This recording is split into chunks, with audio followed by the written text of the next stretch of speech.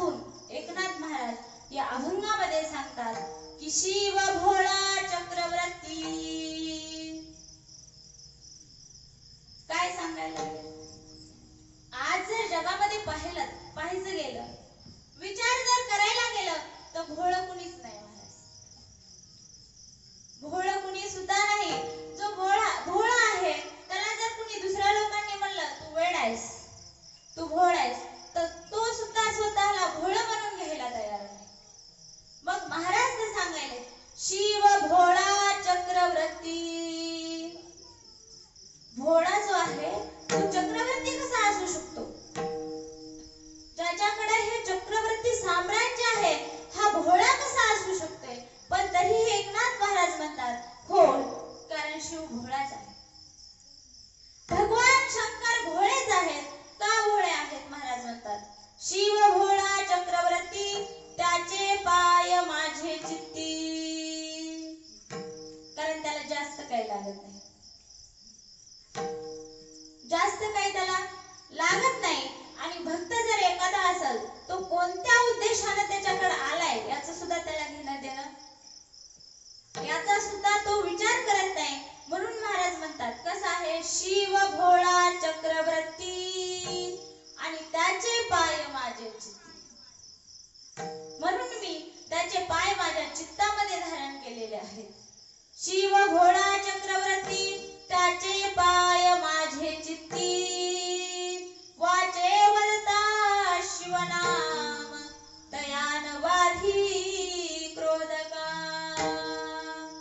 महाराज म्हणले ह्या भोळ्या शंकराचं जर, ह्या भगवान शंकराचं नाम जर चित्तामध्ये आपण पाय धारण केले आणि मुखामध्ये जर नाव घेतलं ना, महाराज म्हणतात वाचे वदता शिवनाम. जे काय काम, क्रोध, मद, मत्सर, मोह, ह्या सगळ्यांना जे काय आपल्याला दोष केलाय ना, या सगळ्यांच्या, माणूस हा कोणाच्याही जरी ताब्यात नसला, तो म्हणला ना माझ्यावर कोणाची सुद्धा सत्ता नाही, मी स्वतंत्र आहे, पण तरीही काम, क्रोध, हे काही जे मद, मत्सर, दंभ, अहंकार, हे जे विकार आहेत ना, त्यांनी कोणालाही सोडलं नाही. यांची सत्ता प्रत्येक शरीरावर आहे, प्रत्येक माणसावर यांची सत्ता आहे. जरी दुसऱ्या कोणाची नसली तरी यांची सत्ता प्रत्येकावर आहे. मग ही घालवण्यासाठी महाराज म्हणले काय करायचं? तर वाचे वदता शिवनाम, दयान बाधी क्रोध काम. याने आपल्याला बाधा केलेली आहे. त्याच्यामुळे जे करायचे ते माणूस करतो, सोडून देतो आणि दुसरंच करायला चालू करतो. कारण देवाने जन्म हा कशासाठी दिलेला आहे? भगवंताचं नामस्मरण करण्यासाठी दिलेला आहे. कारण पुन्हा पुन्हा हे मनुष्य शरीर माणसाला प्राप्त होत नाही. महाराज म्हणतात दुर्लभ आहे, नर देह हा दुर्लभ आहे आणि तो प्राप्त झालाय ना, तर मग आपण जर मोहामध्ये गुंतलो, लोभामध्ये गुंतलो, क्रोधामध्ये, कामामध्ये जर गुंतून राहिलो, तर आलेलं आयुष्य वाया जाईल, याचा काहीही उपयोग होणार नाही. मग ते जर मार्गाला लावायचं असेल तर आपल्याला परमार्थाकडे यावं लागेल. पण महाराज यांनी जे आपल्याला दोष केलाय ना, तर कसं झालंय, विषय विषयाचा पडी पाडू, गोड परमार्थ लागे कडू, कडू विषय तू गोडू जीवाशी झाला. जो प्रपंच हा कडू आहे, गोड असं काहीच नाही. बघा, जीवनभर जरी कष्ट केलं तरी सुख कधीच प्राप्त होत नाही. इकून तिकून जर एखाद्याला सुख प्राप्त झालं, सगळ्या काही सोयी सुविधा प्राप्त झाल्या, त्याला घर, गाडी, थोडं सुखासारखं वाटलं, तरी तो आतून समाधानी कधीच नसतो. आयुष्य संपलं तरी नसतो. त्याच्यामुळे महाराज म्हणले ह्याच्यातून जर सुटायचं असेल तर काय करा? वाचे वदता शिवनाम. आणि शिवनामाचा जर आपण पेला तर मग हे आपल्याला बाधू शकत, याची आपल्याला काहीही बाधा होत नाही. म्हणून वाचे वदता शिवनाम, दयान बाधी क्रोध काम. बाधा करीत नाही. बरं अजून काय होतं? महाराज म्हणतात धर्म अर्थ काम मोक्ष, चार हे पुरुषार्थ आहेत. धर्म अर्थ काम मोक्ष हे चार जे पुरुषार्थ आहेत ना महाराज, ते काय होतात? साध्य होतात. धर्म अर्थ काम मोक्ष शिव देखता प्रत्यक्ष. पण कधी जेव्हा आपण भगवंताचं नामचिंतन करू आणि भगवंताचं स्वरूप जेव्हा पाहू का, तेव्हा धर्म अर्थ काम मोक्ष हे चारही पुरुषार्थ आपल्याला प्राप्त होतात. असं हे काय आहे, भगवान शंकर आहेत. म्हणून महाराज म्हणतात एका जनार्दनी शिव आणि निवारी कळी काळाचा. तुम्हाला सगळ्याला भीती वाटते का नाही काळाची? कुणाला वाटतं आज मरावं मी? कुणी आहे का तयार की मी आज मराय, काळाने माझ्यावर आज घालावा, मी मरायला तयार आहे? नाही, प्रत्येकाला भीती वाटते. डॉक्टरने जर सांगितलं ना बाबा की हा तुला रोग झालाय, तू एवढ्या दिवसात मरू शकतोस, तर लगेच माणसाला भय सुटतो आणि त्या भयाच्या आहाने माणूस 4 दिवसांनी नंतर मरायचा ते आधीच मरतो. इतका काळाचं भेव आहे. पण महाराज म्हणले जर आपण भगवान शंकराचे जर नामस्मरण केलं, चिंतन केलं, तर काहीही भीती वाटणार. माणसाला बोध होईल ना, कमवून तरी काय, आले तसं ठेवूनच जायचे ना, कोणताही मोह राहणार नाही. आणि मोह जिथं राहिला नाही का, मग तिथं माणसाला कळी काळाचं काहीच भेव वाटत नाही. त्याच्यामुळे आधी नामस्मरण करावं लागतं. म्हणून महाराज म्हणतात एका जनार्दनी शिव आणि निवारी कळी काळाचे भेव. पण केव्हा वाचे वदता शिवनाम आणि तयान बाधी क्रोधका. हा अभंगाचा सरळ अर्थ. विठ्ठल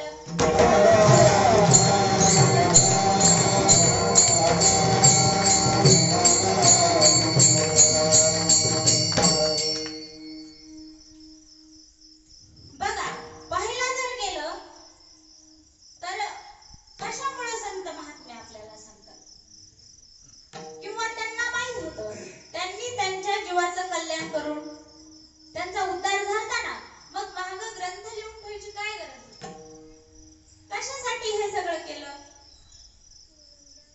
त्यांना समजलं की काहीच फायदा नाही, संसार दुःख मूळ, चहूकडे विंगळ, विश्रांती नाही कोठे, रात्रंदिवस तळमळ.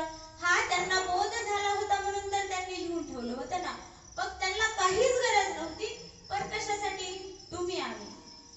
कारण आपल्याला कळत नाही की जन्म कशासाठी प्राप्त झालाय. आणि अख्खा जरी जन्म निघून गेला तरी आपण विचार सुद्धा करीत नाही कशासाठी जन्म भेटलेला आहे. देव दिला दे भजना गोमाता, देव दिला दे भजना गोमाता,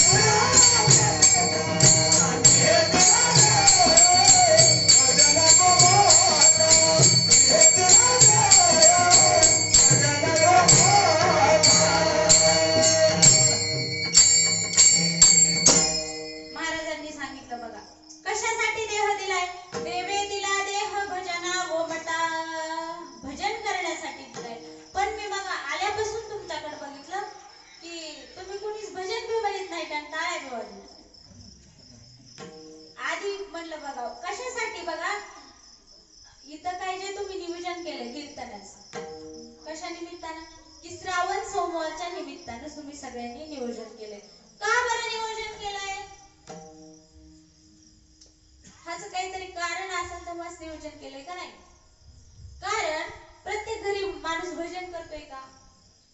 किती जरी सांगितलं 10 मिनिटं भजन करत बसा तरी घरी कुणी भजन करतंय का? नाही. पण आपण जर असा कार्यक्रम ठेवला तर माणूस येतो. कशासाठी येतो? भजनासाठी येतो. म्हणून हाताने टाळी आणि मुखाने काय करायचंय? नामस्मरण करायचंय. त्याच्यासाठी आपण येतो आणि त्याच्यासाठी आपण ह्या काय केलंय? नियोजन केलंय ना. कारण आपण सगळे मिळून भजन केलं तर भजनाचा आनंद. दिले इंद्रिय हात पाय कान, दुःख बोलाया वचन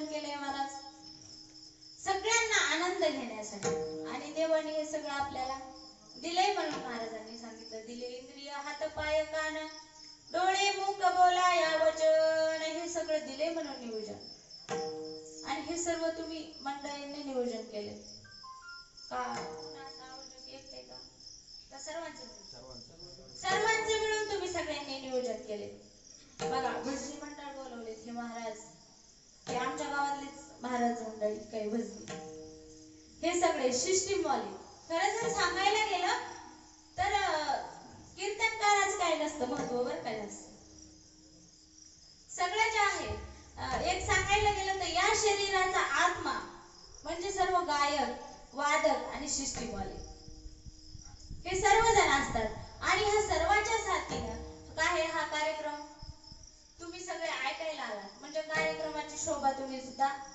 वाढवली मग तुमच्या सगळ्यांच्या सहकार्याने हा कार्यक्रम चालू आहे आणि सुंदर असं नियोजन केले कार्यक्रमाचं कसं आहे म्हणा माझ्या भाषेत थोडाच का असाना पण गोड आहे नियोजन एकदम सुंदर केले त्याच्याबद्दल सगळ्यांना धन्यवाद आणि आपण आपल्या सेवेकडे वळू विठ्ठल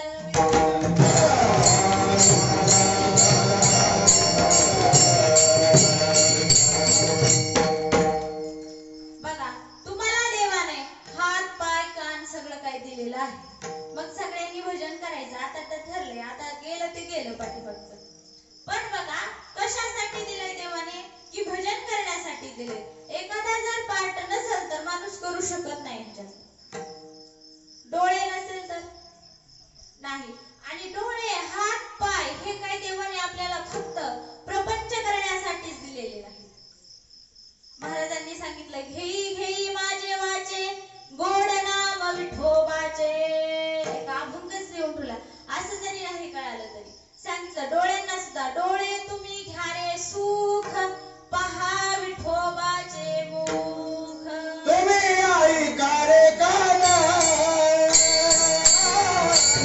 तुम्ही ऐका रे काना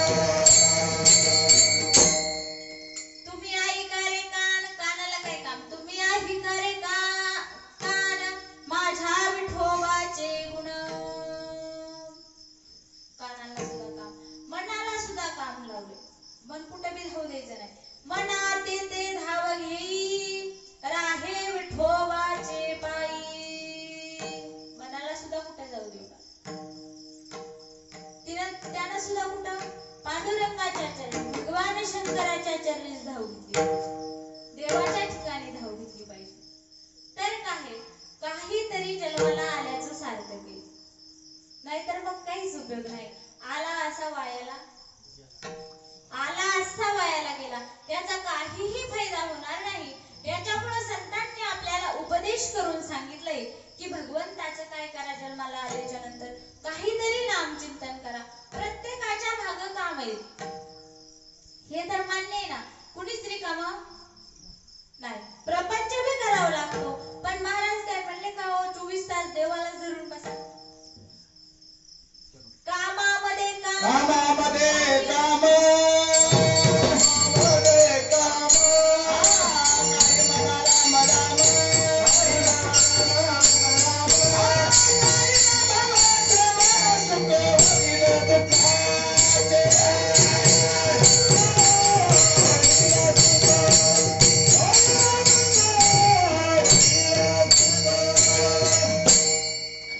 कामामध्ये काम काही म्हणा राम राम जाईल भवस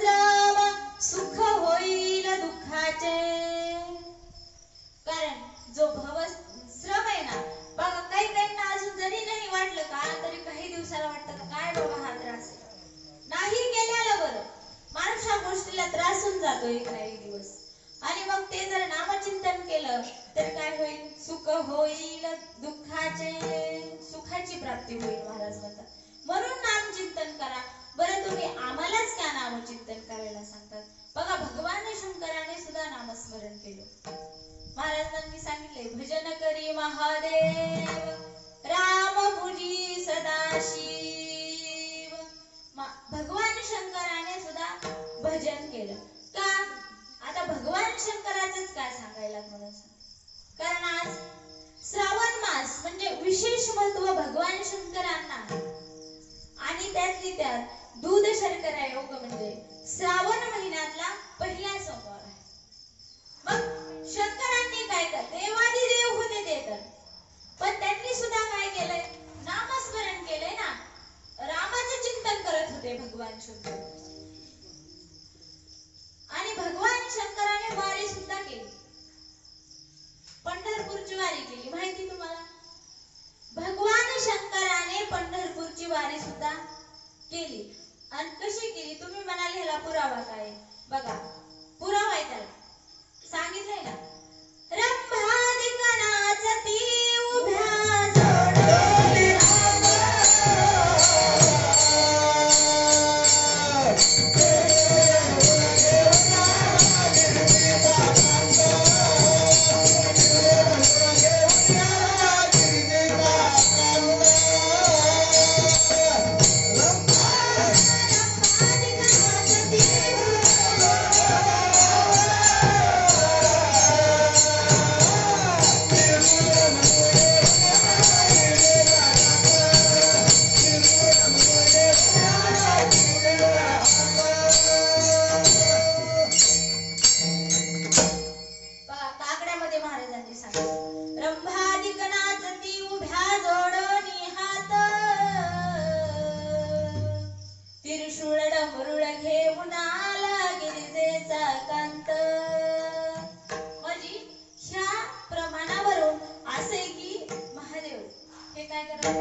पंढरपूरची वारी करत होते.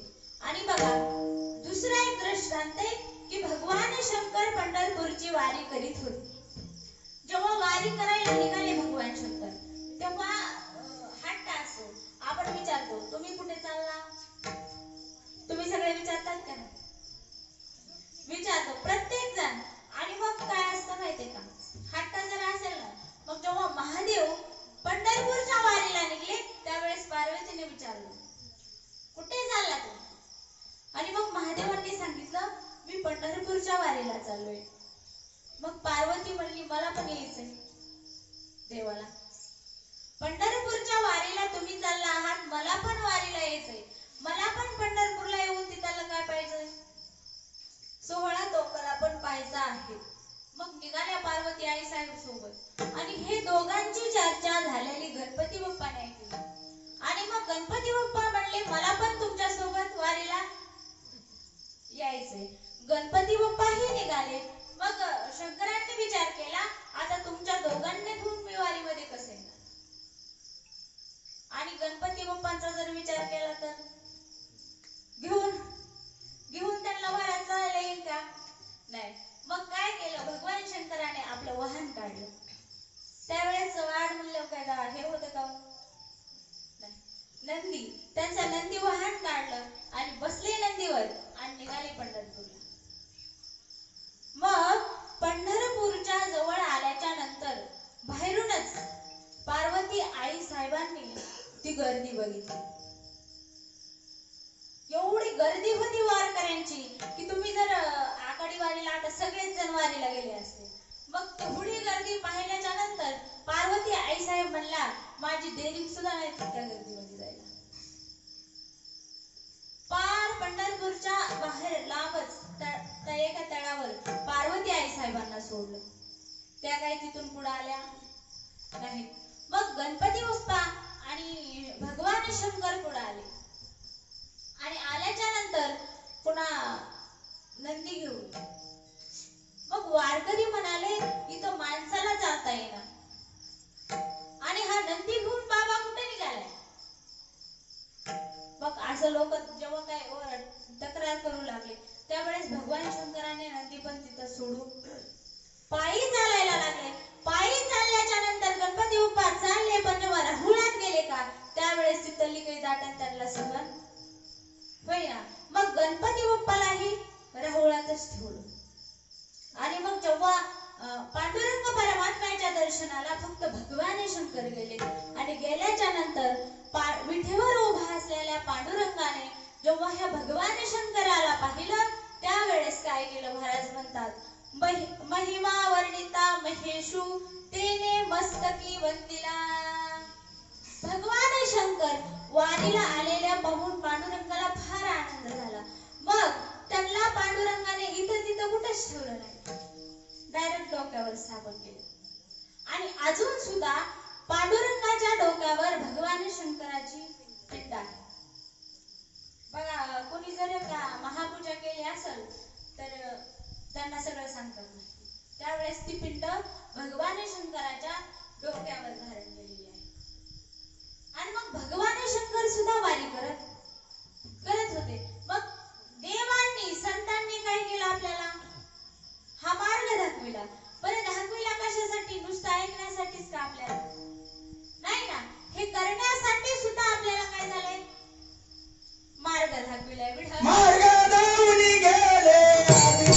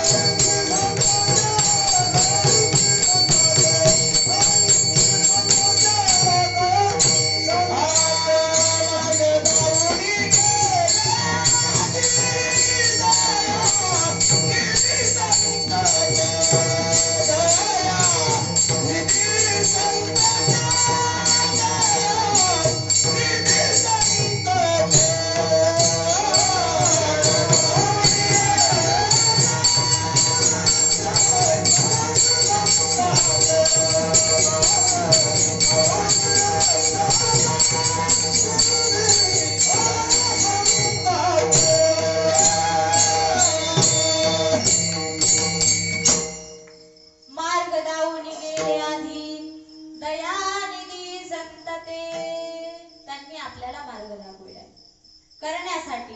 पण महाराज इतकं काही त्यांनी सांगितलं, एवढं काही करणं आमच्याच्याने शक्य नाही. मग आम्हाला कसं पाहिजे? साधं पाहिजे, साधं. कारण उपासना कमी पाहिजे आणि फळ जास्त, फळ मोठं असलं पाहिजे. आणि उपासना जर करायची म्हणलं तर कमी असली पाहिजे. असे काही लोक आहेत. मग कुणाची भक्ती करायची? नेमकं भक्ती कुणाची करायची? कारण भक्ती जर करायची गेली तर फार अवघड आहे. भक्ती ते कठीण सुळावरील पोळी, सोपी नाही महाराज. मग कुणाची भक्ती करावा? देव तिथून एकच आहे, पण माणसाला काय पाहिजे? सोपी भक्ती पाहिजे. मग ज्याला जे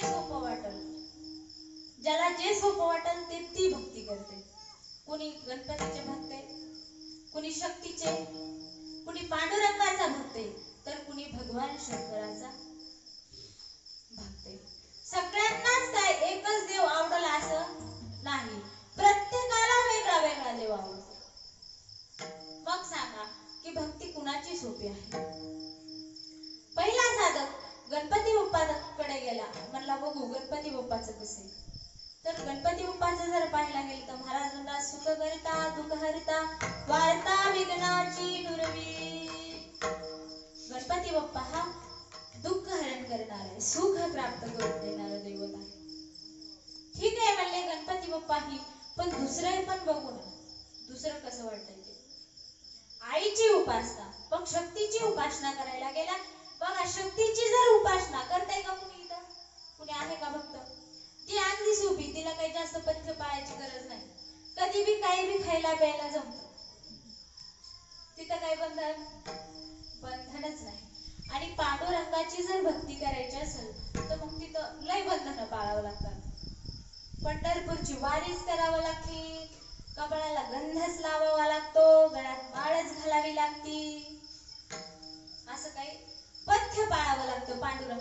पण भक्तांना वाटलं बाबा हे पण आपल्याच्याने काही शक्य नाही, एवढं करू शकत नाही, एकदा बघू आपण भगवान शंकराचं कसं आहे. मग जेव्हा भगवान शंकराकडे गेले त्यावेळेस जे जुने भक्त होते त्यांनी सांगितलं आमच्या भगवान शंकराचं फार चांगलं आहे, काहीच लागत नाही म्हणले, फक्त एक तांब्या पाणी भगवान शंकरा. बरं खर्च कोणता लागतंय का? कोणताच खर्च लागत नाही. पाणी हे कसं आहे, फुकटचं का? पाण्याला पैसे द्यावे लागते? नाही द्यावं लागत. पाणी हे फुकटचं आहे. बेल महादेवाचा फुकटचा. बरं महादेवाला सगळ्यात प्रिय भस्म, त्याला कुठे पैसे लागते? खर तर महादेवाला जे भस्म आवडते ना ते चिता भस्म आवडतं, त्याला तर अजिबात कुणी उचलून न्यावं काहीच अडचण नाही. आता आपण पैसे देऊन ते दुसरा भस्म आणतो तो वेगळा, पण भस्माला सुद्धा काही खर्च लागत नाही आणि साधन सुद्धा फार सोपं आहे. बरं साधन सोपं आहे पण फळ कसं आहे? तुम्ही म्हणाल साधन सोपं हे ठीक आहे पण फळ पण मोठं पाहिजे ना. त्या भक्तांनी सांगितलं भगवान शंकर भक्ताला फार देतो. स्वतः जरी स्मशानात राहत असला तरी त्याचे भक्त मात्र ऐश्वर्यात आहेत. तर मग कोणते भक्त आहेत बघा, त्याचा पहिला भक्त आहे रावण.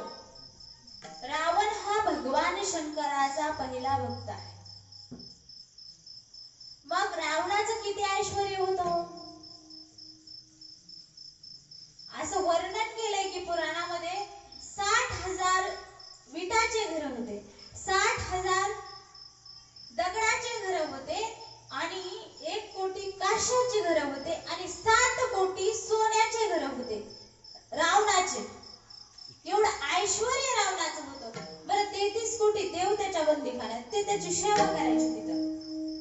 त्याला 9 ग्रहाच्या पायऱ्या होत्या त्याच्या सिंहासनाला. इतका ऐश्वर्य संपन्न, एवढं काही भगवान शंकराने त्याला दिलं, रावणाला दिलं होतं.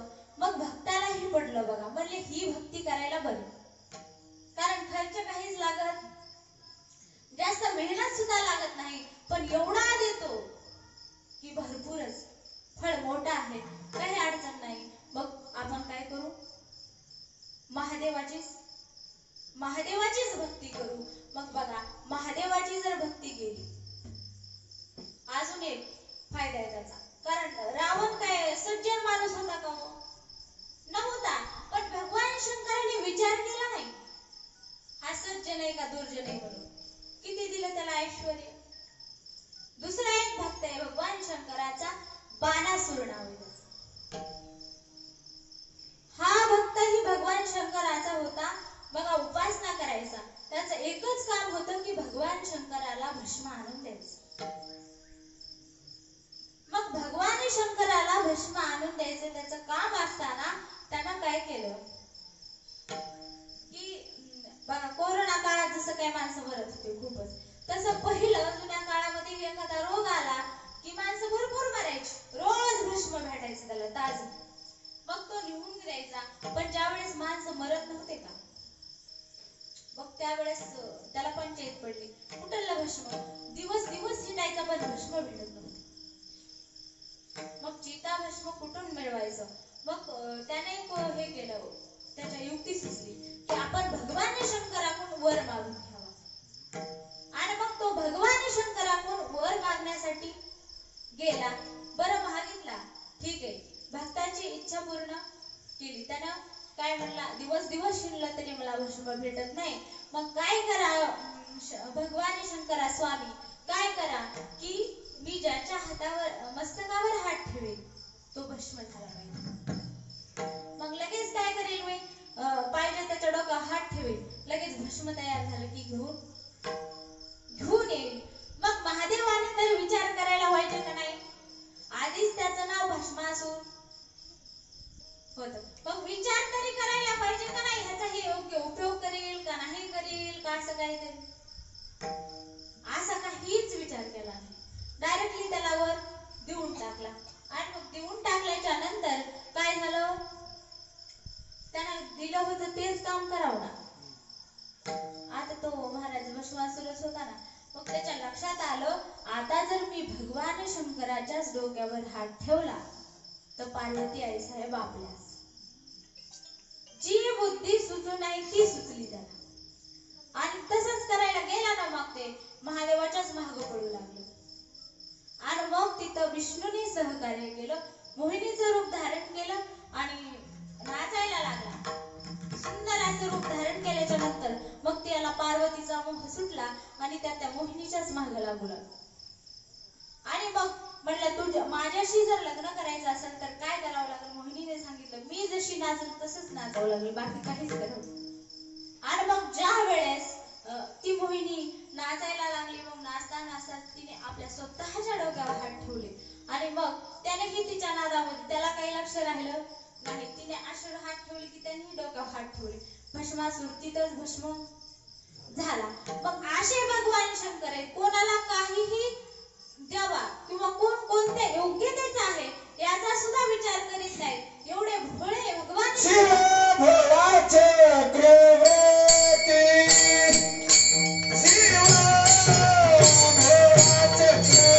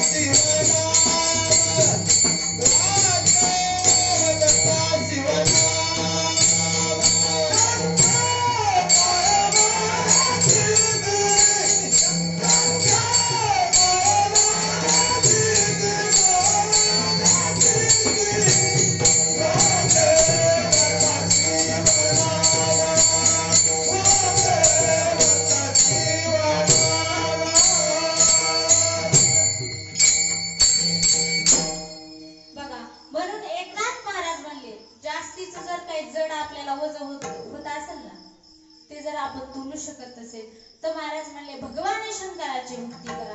तो कसा आहे? शिव भोळा चक्रवर्ती, त्याचे पाय माझे चित्ती. महाराज म्हणले भगवान शंकर हे भोळे आहेत. कारण कुणाला काय देवा याचा सुद्धा विचार, कोण कोणत्या हेतूने त्याच्याकडे आलाय याचा सुद्धा भगवान शंकर विचार करत नाही. म्हणून महाराज म्हणतात भक्ती भगवान शंकराची करा, शिव भोळा चक्रवर्ती, कारण त्याचा काहीच हेतू. दुसरं बघा मला हे ठीक आहे, पण दुसरा तर दृष्टांत असा आहे की महाराज एकदम सरळ, तिथं तर काहीच नाही. चोर होता चोर आणि त्याला करायची होती चोरी. मग तो असं जंगलाने फिरत राहिला. मग त्याला जंगलात कुठं काय भेटणार आहे चोरी करण्यासाठी. पण मग फिरत फिरत असल्याच्या नंतर त्याला जंगलामध्ये दुसरं तर काही भेटलं नाही, पण एक मंदिर दिसलं. मग तो चोरच होता, त्याला देवाचं काय घेणं देणे हो महाराज. मंदिर असो नाही तर काय असो त्याचा काय हेतोय. आपल्याला फक्त काहीतरी चोरी करायला मिळावं आणि त्याच्या पैशामधून आपण काहीतरी आपलं जे प्रपंचाचा खर्च आहे तो भागवावा, एवढाच त्याचा हेतू. त्याला देवाचा काहीही संबंध नाही. पण मंदिर दिसल्याच्या नंतर त्याला वाटलं कुणी भेटलं तर नाही, पण मंदिर आहे म्हणजे मंदिरामध्ये आपल्याला काहीतरी सोनं पैसे असं काहीतरी भेटल, अशा हेतूने तो मंदिरात गेला. बघितलं पण जंगलामधलं मंदिर होतं. जंगलामधलं मंदिर असल्यामुळं काय झालं, तिथं काही कोणी माणसं येऊ शकत नव्हते. एवढे अरण्यात कोण माणसं चाललेत महाराज. अहो माणसं गावात जायला पाहिजे. इथं मंदिरावर कुणी जात नाही, पार्वतीच्या मंदिरावर सुद्धा कुणी जात नाही गावात असो. मग तिथं अरण्यात होते, तिथं कोण चालले. मग तिथं कोणीही गेलेलं नव्हतं. त्यांना मंदिरात जाऊन अवतीभोवती पाहिजे बघितलं, काहीच दिसलं नाही. पण त्याला वर बघितल्याच्या नंतर फक्त घंटा दिसला, मोठा घंटा बांधलेला दिसला. आणि मग दिसल्याच्या नंतर त्याला लक्षात आलं, हे जरी निघून निघला तरी आपण आपली उपजीविका भागवू शकतो. हे त्याच्या डोक्यात आलं. ते पाहिल्याच्या नंतर मग चोराला काय घेणं देणं, देवण काय, त्याचा काही खालून हात पुराणाच ना महाराज. मग त्याला बी काही युक्ती सुचली. अरण्यात दुसरं तर काही नाही, ह्यानं काय करावं लागतं, महादेवाच्या पिंडीवरच उभा राहिला. पिंडीवर उभा राहिला आणि घंटा काढला खाली पिंडीवरला. मग भगवान शंकराने काय करावं लागतंय बरं, क्रोध यायला पाहिजे का काय बरं. आपला जर साधा कुणी पाय तोडवला, बघा जर तुम्ही कुणी वारीमध्ये गेलेला असाल एखादं जण, आणि तिथं बघा कुणी जर मागून चपलावून पाय द्यावा आणि मग माणसाला किती राग येतोय. पण आपण तिथं म्हणतो काय, एवढे सगळे माणसं आहेत कडे, थोडंफार सहन करून घ्यावं, अशी काही भावना येते का. पाय दिल्याबरोबर माणसाला राग येतो. मग काही जे असतात ते थोडे शांत होतात, पण काही लगेच बोलायला सुद्धा चालू करतात. मग आखा हा पिंडीवर उभा राहिला आणि घंटा काढली. आणि भगवान शंकर उलट एवढे खुश झाले. का खुश झाले म्हणले, आजच्या काळामध्ये जर पाहिला गेलं तर माणसं मंदिराकडे येत नाही. बरं, मंदिरावरूनच रस्ता जर असेल तर कुठून जाते ना, तिथूनच जाते. पण काही जाताना देवाक बघत सुद्धा नाही, तर आपापल्या कामाला डायरेक्टली जाते. एखाद्यानं जर बघितलं तर ते लांबूनच हात जोडतंय, चपला सकट का जोडीला पण जोडतंय, लांबूनच हात जोडतंय. मग जे काय असेल तेच कुणी एखादं दर्शन पण म्हणला, काय भक्तय. भगवान शंकर म्हणले, हा काय भक्तय, हा मी अजून असा कुठंच भक्त बघितला नाही की हा सगळ्याची सगळाच मला अर्पण झालाय. विठ्ठल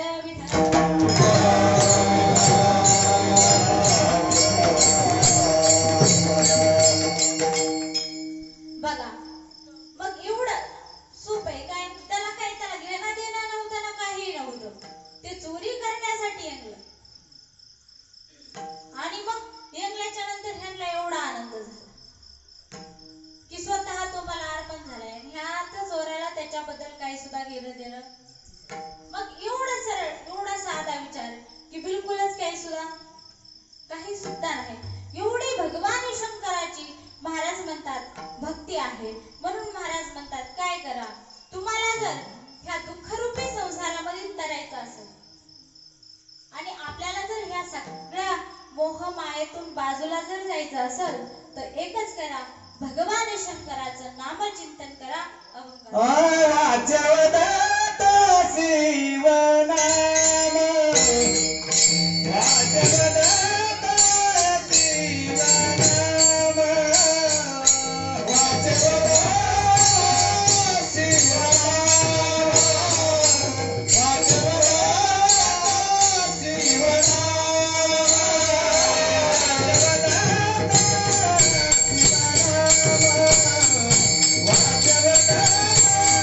Shiva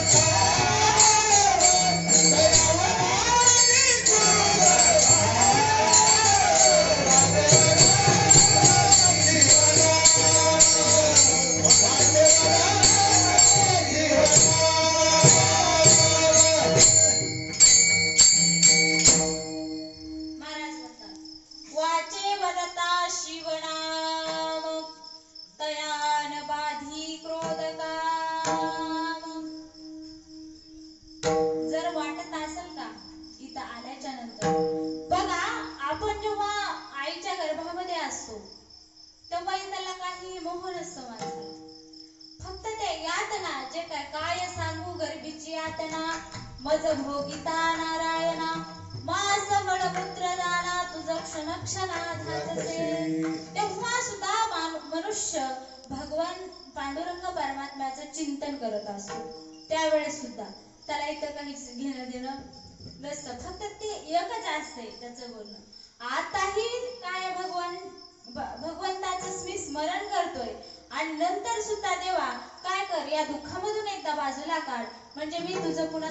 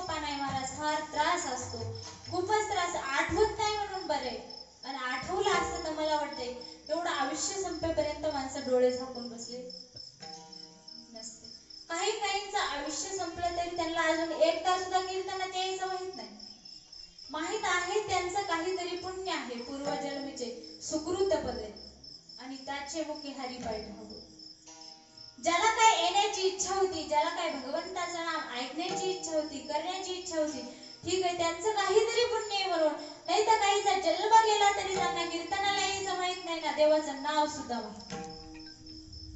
अशी जीव आहेत, मग ह्यांचा काय उद्धार होणार आहे महाराज? आणि इथं आल्याच्या नंतर तुम्हाला माहिती, खरं तर संतांना सांगायची काही गरज नाही, हे सगळं आपलाच अनुभव होय. इथं आल्याच्या नंतर एक तर आपल्याला देव आठवत नाही, कारण काम आपल्या मागे लागले.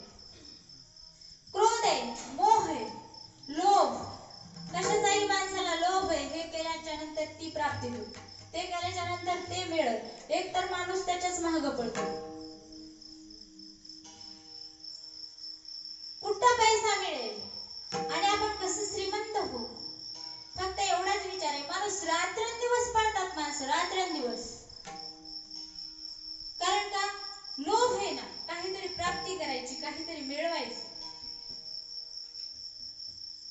पण हे जर चांगला असेल, सत्य मार्गाचा असेल तर ठीक आहे, पण असत्यासाठी जरी रात्रंदिवस पळत असतील तर काय उपयोग आहे महाराज? काहीच उपयोग नाही. मोह शिल्लक आहे माणसाला. माणसाने फक्त आपलंच भागवायचं बघावं का नाही? आता आपण एक, प्रत्येकाला हे पोट आहे, देवाने काय आहे? प्रत्येकाला पोट दिलंय ना, त्याला भूक वेळेची वेळेला लागतेच, अन्न वेळेची वेळेला खावाच लागतं, पाणी वेळेची वेळेला पेवाच लागतंय महाराज. मग प्रत्येकाला काय? मग आपण तेवढंच भागावं ना. पक्षी जे आहेत बघा, प्राण्यांचा जर विचार करायला गेलं तर ते फक्त पोटापुरतेच बघते. आताच जरी सकाळचं मिळलं तरी दुपारचं ठिकाण आहे का त्यांचा? नाही. आपणला जर विचार केला तर आपण आपल्या जीवनाला तर सगळं पुरतेच महाराज, आपली पिढी तर सुखात खातीयच, पण एवढा मोह आहे माणसाला की माझा मुलगा सुद्धा बसून खाल्लं पाहिजे. बरं, मुलाने का खायना, तितका का असाना, बरं तेवढाच मर्यादित असाव ना? नाही, नातूला सुद्धा ते धन काय झालं पाहिजे? पुरलं पाहिजे. पण महाराज काही सुद्धा उपयोग. संत महात्म्यांनी धन कमावलं नाही, पण आज सगळं जग त्यांचं नाव घेतो. काही संबंध आहे का हो? आपल्याला जर आपल्या पंजोबाच्या पलीकडे नाव विचारलं तर माहीत, मग त्यांनी कष्ट केलं नाही का आपल्यासाठी? केलंच ना, जीवनभर त्यांनी आपल्यासाठी सुद्धा कष्ट केलं, पण त्याचा काही उपयोग? कारण ह्याचा काहीही उपयोग नाही. जन्माचा आल्याच्या नंतर हे सगळं आपल्याला बाधा करतं आणि परमार्थाकडे येऊ देत नाही. मग जेव्हा आपण हे कुठेतरी सोडतो का महाराज, कुठेतरी जेव्हा माणसं त्यागतात, त्रासून जातात कळायला, त्यावेळेस विचार करतात आता वारीत जाऊ. त्यावेळेस त्यांच्या पायामधलं सगळं अवसान संपलेलं, शरीर साथ यांची देत नाही, मग काय उपयोग आहे महाराज? आणि जोपर्यंत माणसाच्या अंगामध्ये ताकद आहे तोपर्यंत फक्त माणूस कमवतच राहतो, तोपर्यंत त्याला इथं सुचत नाही. म्हणून महाराज तुम्हाला परत सांगतात की बाबा काय करा, भगवान या जर तुम्हाला प्रपंचामध्ये ह्या बाकीच्या गोष्टीची बाधा होऊ द्यायची नसेल, याच्यापासून जर संसारी असावे आणि आसोनी नसावे, मग ह्या जर वृत्ती तुम्हाला धारण करायची असेल ना, तर नामचिंतन हाच एक साधन आहे. आणि हे जर तुम्ही साधन केलं तर मग काय, तुम्ही 4 पुरुषार्थ प्राप्त करू शकता. धर्मार्थ काम मोक्ष, धर्मार्थ काम मोक्ष, धर्मार्थ काम मोक्ष,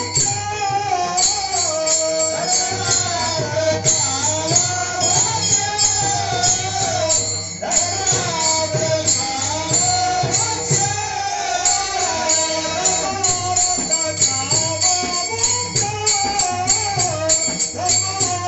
काम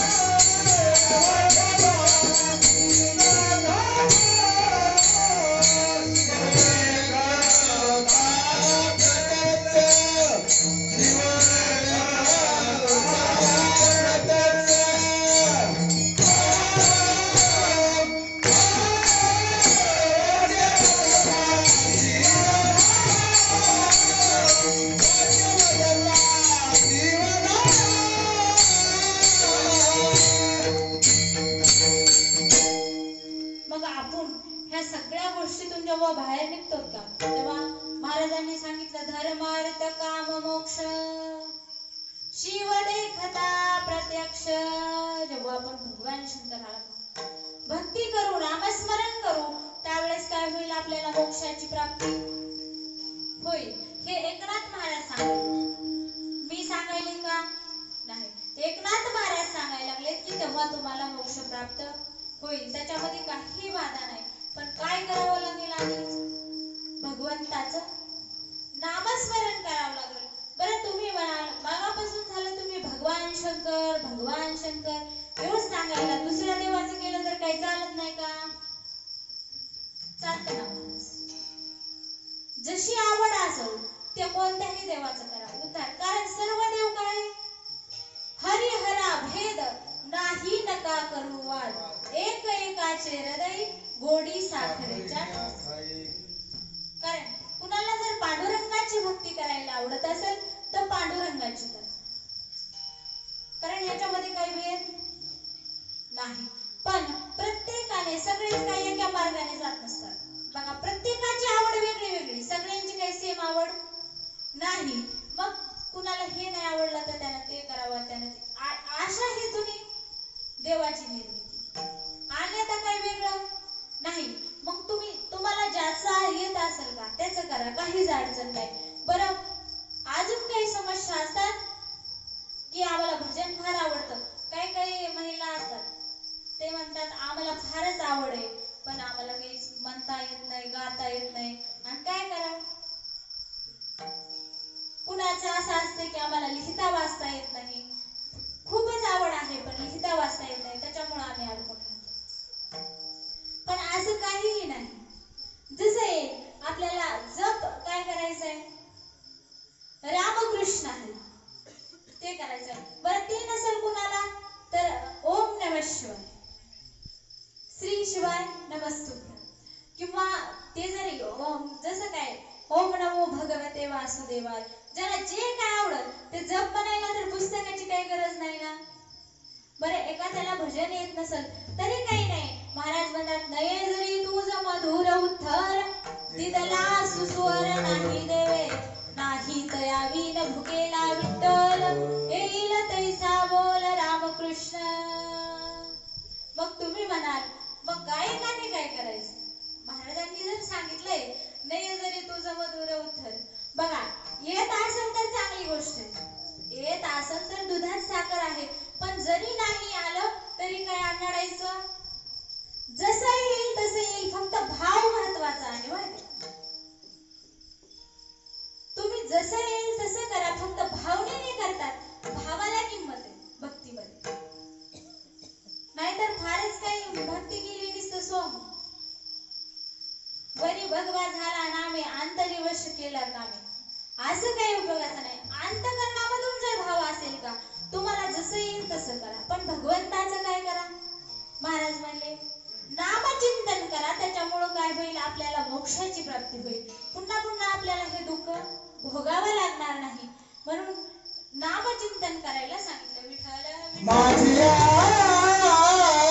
भोबडिया बोला, माझिया भोबडिया बोला, माझिया भोबडिया बोला, माझिया भोबडिया बोला.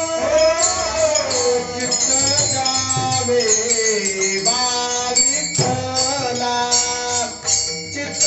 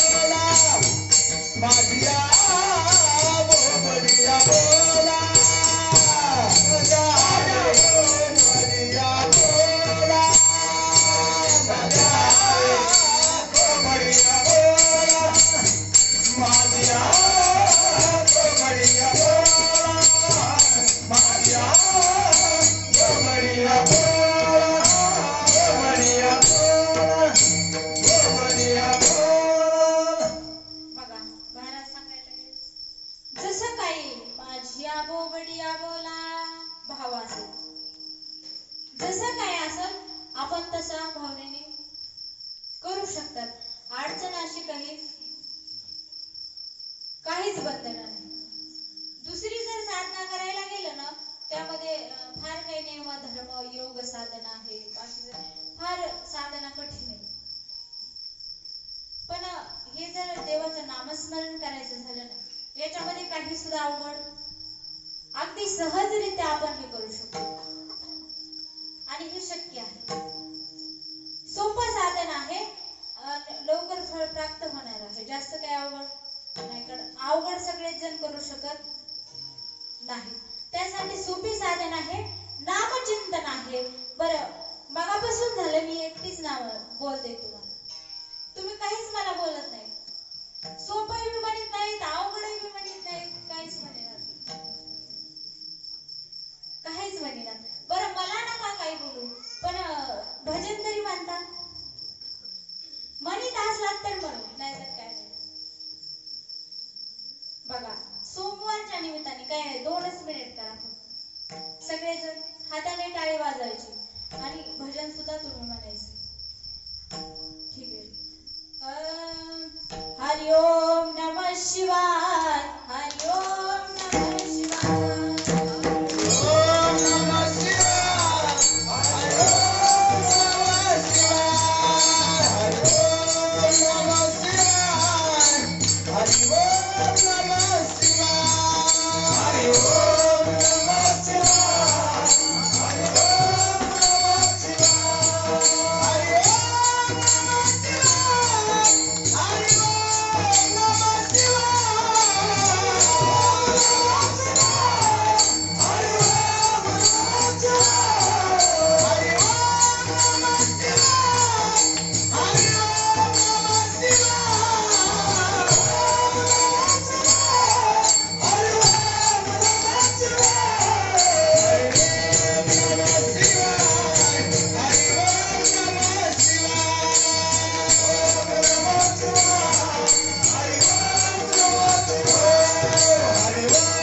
नमः शिवाय, हरि ओम नमः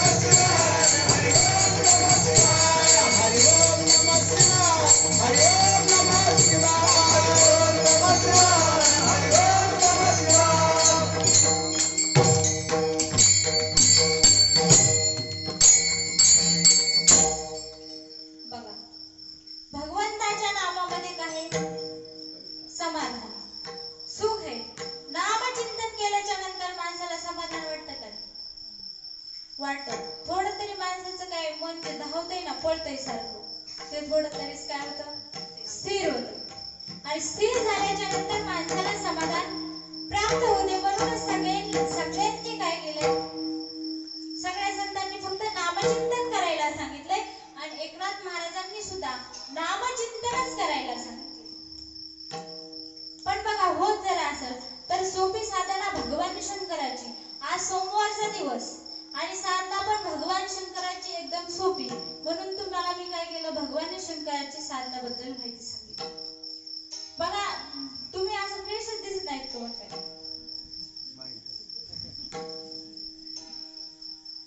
हसत नाहीत, काहीच नाहीत, हो बी म्हणत नाहीत, काही नाही बी म्हणत नाहीत. बघा, थोडं राहिले, आता जास्त वेळ आपल्याला घ्यायचा नाही, थोडंच, फक्त एकच दृष्टांत सांगते की भगवान शंकर हा किती भोळा आहे. एकतर आपण अभंगच काय घेतलाय, शिव भोळा चक्रवर्ती, आणि किती सोपी साधना आहे. आणि साधना करून कशी माणसाला प्राप्ती होती, त्याला काही योग्यता पात्रता याची काहीच गरज नाही. मग बघा, सांगते की राजा, एक हुताशन नावाचा राजा होता, आणि तो राजा, त्याला काही ऐश्वर्य संपन्न नगर होतं, पण त्याला पहिलं नाही बोध झाला. देवाची भक्ती करावी असा त्याला अगोदर बोध झाला नाही, पण जेव्हा काही बोध झाला तेव्हा त्यानंतर त्यानं काय केलं, सगळं राज्याचा त्याग केला आणि एका नदीच्या तीरावर गेला अरण्यामध्ये भगवंताचं नामचिंतन करण्यासाठी. पण चिंतन करत असताना काय झालं, कोणीच लक्षात येत नव्हतं. मुलं बाळ पत्न्या माझं राज्य काय होतं हे सगळं त्याने सोडून दिलं होतं, त्याग केलता या सगळ्या गोष्टींचा आणि जाऊन बसला होता नदीकाठी. त्याच्या काहीच डोक्यात नव्हतं. पण बघा माणसाचं कुठे गेलं माणूस, तरी ह्या मोहावर लोभ आहे का जो माणसाला त्याच्या विजय मिळवणं फार कठीण आहे, एवढं सोपं नाही, फार कठीण गोष्ट आहे. काहीही लक्षात नसताना देवाचं नामस्मरण करत असताना उगाच काय झालं, पाण्यामध्ये हरणाचं पिल्लू एक वाहून चाललं आणि मग त्याला उगाच दया निर्माण झाली. त्याला वाटलं आपण ह्या पिल्लाचा जीव वाचवावा, म्हणून त्यानं काय केलं, त्याला बाहेर काढलं, त्याला पाण्यामधून बाहेर काढलं. बरं, बाहेर काढल्याच्या नंतर ते कुठं का जाईना, पुन्हा काही लक्ष घालायची गरज आहे का, नाही. पण तरीही काय केलं त्यानं, त्याचं थोडं मोठं होऊ देवा त्याला वाटलं, तोपर्यंत त्याचं सांभाळ गेला, त्याच्या कुटियामध्येच त्याला सांभाळलं. पुन्हा जरा ते काय झालं, मोठं झालं. मोठं झाल्याच्या नंतर मग चांगलं झालंय की आता तरी त्याचा मोह सोडावं, उगाच त्याच्याबद्दलच मोह निर्माण झाला आणि मरणाच्या वेळेस त्याला बाकी काहीच आठवलं नाही. हरीनच लक्षात आलं, मग काय घाला तो त्याला जडभरत राजा हरणी गर्भ गेला, जडभरत राजा हरणी गर्भ गेला.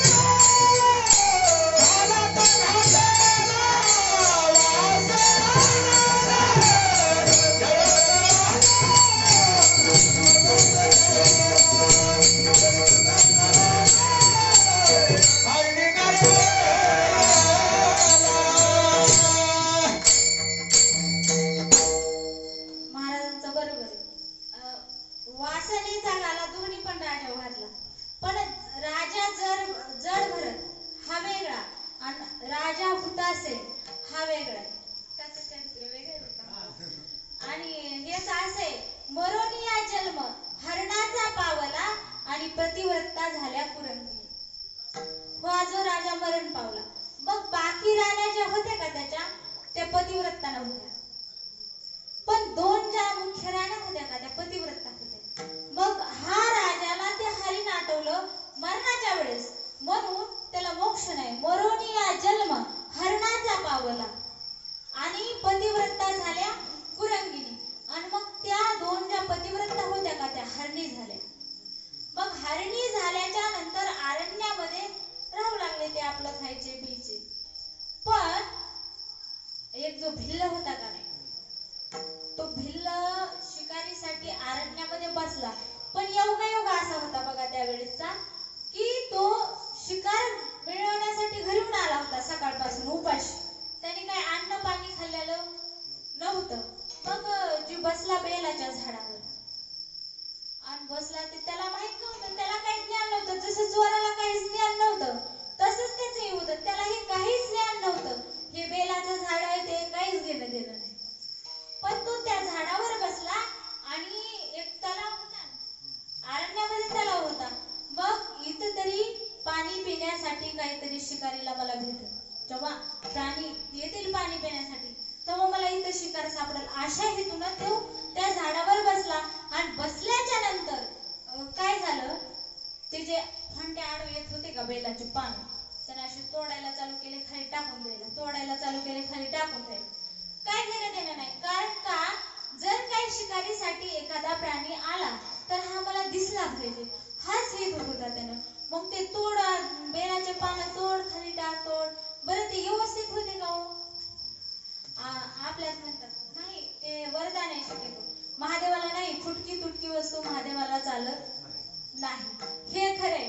पण बघा, जर भाव अंतःकरणातून असेल तर मग त्याला ते तोडले, पानं टाकले खाली, तोड, त्याला काहीच माहित नव्हतं. मग तोडल्याच्या नंतर, टाकल्याच्या नंतर एवढे पानं, भरपूर पानं असे फाटे तोड टाकले ना त्यानं, आणि मग महादेव झाला प्रसन्न. बरं ते काय लिंग त्याला दिसत? ते असं गुप्त लिंग होतं, जमिनीबरोबर होतं, ते त्याला माहित सुद्धा नव्हतं. पण महादेव म्हणला, कोणी पाणी घालाय सुद्धा माझ्याकडे येत नाही. मग ह्याने एवढं बेलपत्र मला वाहिले. झाले बाबा खुश, भोले बाबा झाले खुश. आणि खुश झाल्याच्या नंतर त्यांनी दूतांना पाठवलं, जा बरं, इथं माझा भक्त बसलेला आहे, आज सकाळपासून तो उपवासी आहे.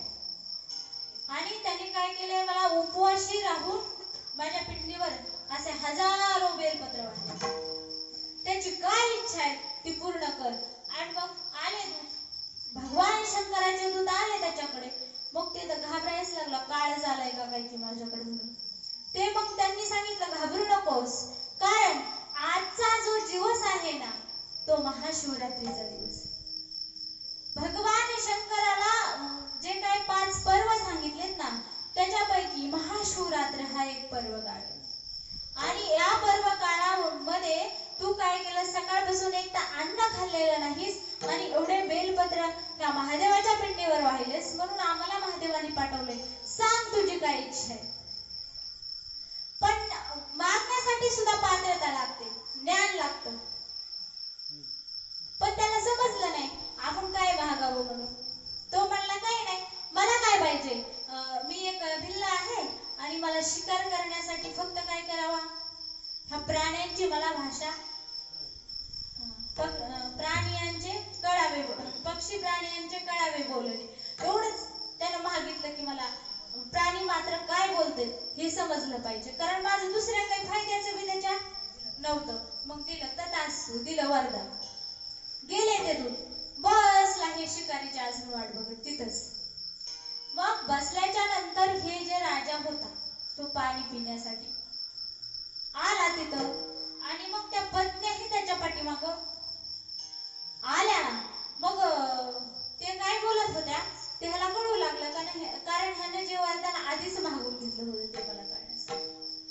आणि मग जेव्हा हे भिल्ल त्या ह्याला मारू लागला, हरणाला, त्यावेळेस त्या पत्न्या त्याला बोलू लागल्या की बाबा, आम्ही पतिव्रत आहेत, आम्हाला वैधव्य जीवन नकोय, तू काय कर, आमच्या पतीला मारण्याच्या अगोदर आम्हाला मार. पण ते म्हणला नाही, कारण ते पण ज्ञानी होता. स्त्रीची कशी हत्या करावी, तो हरणाला. पण त्या म्हणल्या, काहीही झालं तरी तुला आम्हालाच मारावं लागेल. पण त्याच्यात मी एक थोरली पत्नी होती, ती म्हणायची मला आधी मार, आणि जी धाकली होती ती म्हणायची मला आधी मार. बघा, एक जी होती का तिचे पिल्ल होते, मग ती म्हणायची की बाई मला मार, आणि तू काय कर, तुझे छोटे छोटे पिल्ले आहेत त्यांचा काय कर, सांभाळ कर, मला आधी मार. आणि मग तसं त्या म्हणायचे मला आधी मार. बरं, ते म्हणले आमच्या सगळ्यांनाच तू मार, पण काय कर, आमचे जे छोटे पिल्ले आहेत ना, मी एकदा त्यांना सांगून दूध पाजून येते. मग जी हरणी होती छोटे पिल्ल्यावाली, ती गेली त्या पिल्लांना दूध पाजण्यासाठी.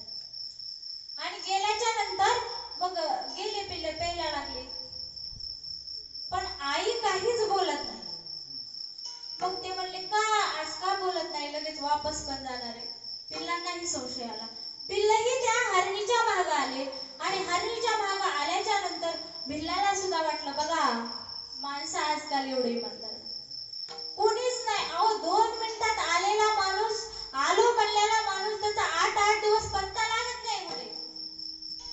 पण ही हरणी जी होती ती म्हणली मी लगेच दूध पाजून एकटी येते, पण ती एकटी आली नाही, पिल्लांना सुद्धा सोबत मग आल्याच्या नंतर त्यांचं चालू झालं. मुलांनी सांगितलं आई बाबांना मारू नको, आधी आम्हाला मार. पत्न्यांनी सांगितलं पतीला मारू नको, आधी आम्हाला मार. मग ते असं म्हणल्याच्या नंतर काय त्यांच्या अंतःकरणामध्ये दया निर्माण झाली. तो म्हणाला मला कुणालाच मारायचं नाही. तरी ते त्याच्या मागच जाऊ लागले. आम्हाला मार. हे म्हणायचं मला आधी मार, ते म्हणायचं मला आधी मार. त्याच्या मागच जाऊ लागले. तो म्हणाला नको, मला तुम्हाला कुणालाही मारायचं नाही. नाही म्हणले तरी त्याच्या मागच गेले. गेल्याच्या नंतर त्याच्या हरणा होत्या, हरिण होतं. त्यांना एक भव्य असं विमान आलं आणि ते गेले ना सगळे. पण मग ह्याला वाटलं आपलं काही चान्सच गेला. हे म्हणला कस काय, मला बी येऊ द्या तुमच्या सोबत. ते म्हणले नाही, ह्या विमानामध्ये एवढेच बसले, जास्त एंट्री नाही. पण ह्याला आधी आलतं ना मागायला तुला काय पाहिजे, त्यावेळेस ह्याला समजलं नाही. पण ह्याला नंतर महत्व कळालं आणि मग तुम्ही भगवंताचं नामस्मरण करू लागला आणि मग नंतर त्याला विमान पाठवलं. पण बघ म्हणजे भगवान शंकराचं कसं आहे, त्याचा काय हेतू. बरं त्याने आंघोळच करावा, पांढरेच वस्त्र परिधान केले, असं काय होतं का हो? नव्हतं. एवढं जरी साधं आणि मोकळं मनाने केलं तरी बघा भगवंताचं जेव्हा त्याला काहीतरी कर्म घडलं, पुण्य घडलं, त्यावेळेसच त्याला पण दया निर्माण झाली ना. अन्यथा कुणाला दया, माणसाला दया राहिली नाही. आजकाल माणसाला सुद्धा एवढी दया राहिली नाही. बघा जे लोक परमार्थात आहेत तेच थोडी सहनशीलता पाळतात, थोडा धीर धरतात, पण ते सुद्धा काम जास्तीचा धीर धरू शकत नाही. ते सुद्धा उतावीळपणा करतात एखाद्या वेळेस. मग बघा त्याला तेवढं कर्म घडलं होतं. मग ते तर काय खायचं बी त्याचं आहार तसला, त्याला तर काही ज्ञानाचा पत्ता नव्हता. तरी पण काहीतरी कर्म घडल्याच्या नंतर कुठेतरी पुण्याची शिल्लक झाली आणि अंतःकरणामध्ये दया निर्माण झाली आणि त्याला सुद्धा मोक्ष मिळाला. महाराज म्हणतात मग त्याला सुद्धा काही भय नाही, मनात मरणाचं भीती काही तर काहीच वाटली नाही. म्हणून महाराज अभंगाच्या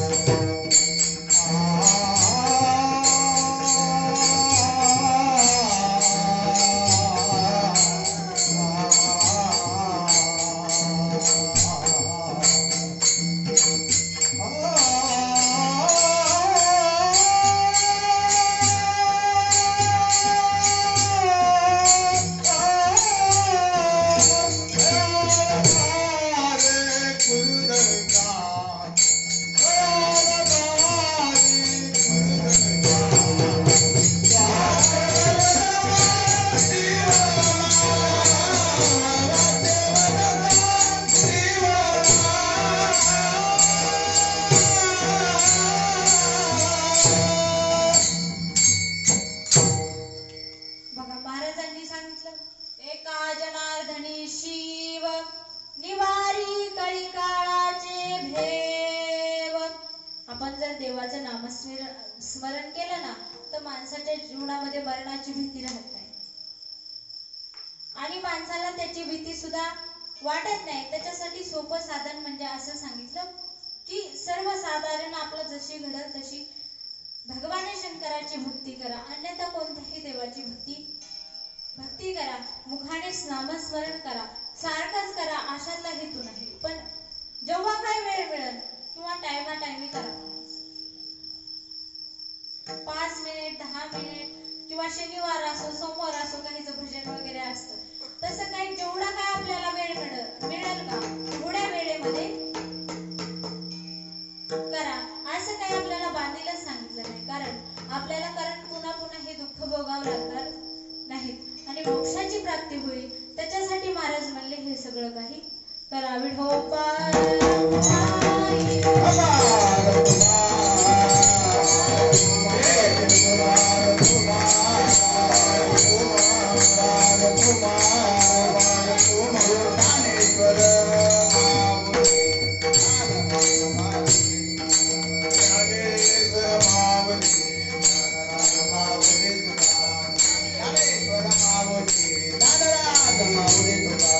Hare